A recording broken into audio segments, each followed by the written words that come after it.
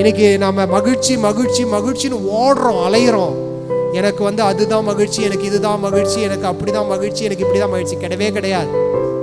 இந்த உலகத்திலே இருக்கிற எந்த ஒரு பொருளாலும் எனக்கு முழுமையான நிறைவான மகிழ்ச்சியை தர முடியாது. என்னுடைய அச்சீவ்மெண்ட் கூட எனக்கு முழுமையான மகிழ்ச்சி தர முடியாது. என்னுடைய வெற்றி கூட எனக்கு முழுமையான மகிழ்ச்சி தர முடியாது. அது 10 நாளைக்கு நீடிக்கும். அடுத்தவனுடைய வெற்றியை பார்க்கிற பொழுது ஐயோ நான் இன்னும் சாதிக்கணும் அப்படின்னு ஓடுவோம்.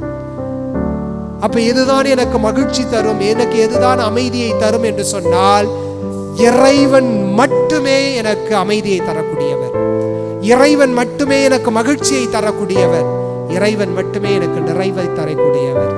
அதுதான் அந்தோனியார் புரிந்து கொண்டார், அனுபவித்தார். எனவேதான் அவருடைய வாழ்க்கை முழுக்க முழுக்க இறை வார்த்தையை நோக்கி சென்றது.